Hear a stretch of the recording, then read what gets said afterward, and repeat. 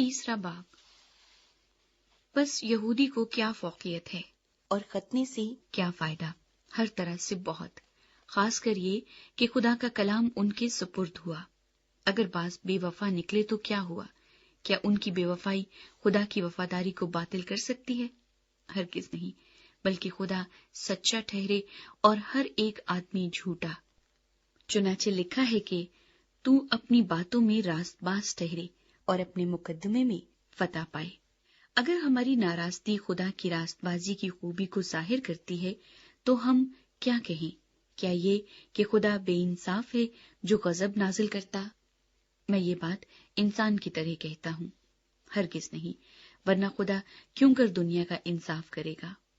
اگر میرے جھوٹ کے سبب سے خدا کی سچائی اس کے جلال کے واسطے زیادہ ظاہر ہوئی تو پھر کیوں گناہگار کی طرح مجھ پر حکم دیا جاتا ہے؟ اور ہم کیوں برائی نہ کریں تاکہ بھلائی پیدا ہو؟ چنانچہ ہم پر یہ تہمت لگائی بھی جاتی ہے اور بعض کہتے ہیں کہ ان کا یہی معقولہ ہے، مگر ایسوں کا مجرم ٹھہرنا انصاف ہے۔ کوئی راست باز نہیں۔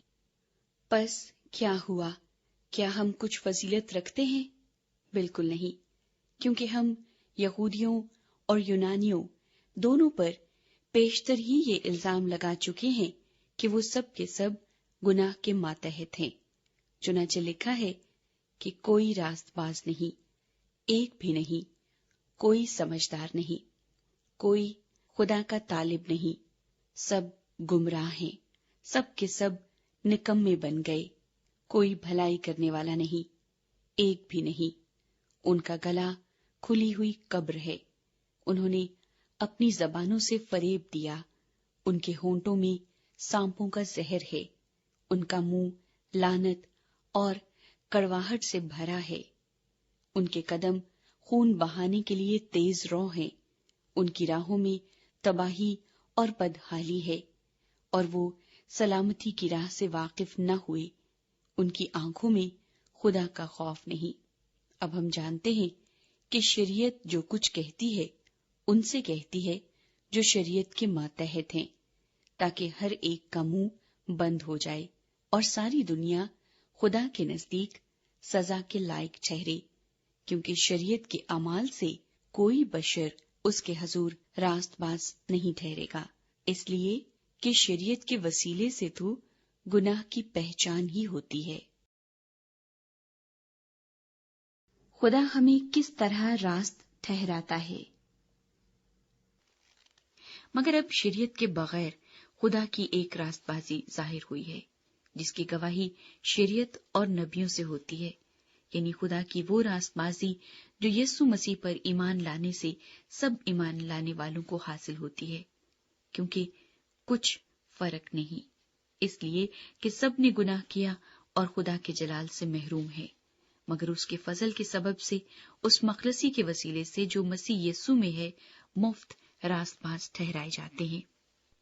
اسے خدا نے اس کے خون کے باعث ایک ایسا کفارہ ٹھہرایا جو ایمان لانے سے فائدہ مند ہو، تاکہ جو گناہ پیشتر ہو چکے تھے اور جن سے خدا نے تحمل کر کے طرح دی تھی ان کے بارے میں وہ اپنی راست بازی ظاہر کرے، بلکہ اسی وقت اس کی راست بازی ظاہر ہو تاکہ وہ خود بھی عادل رہے اور جو یسوع پر ایمان لائے اس کو بھی راست باز ٹھہرانے والا ہو۔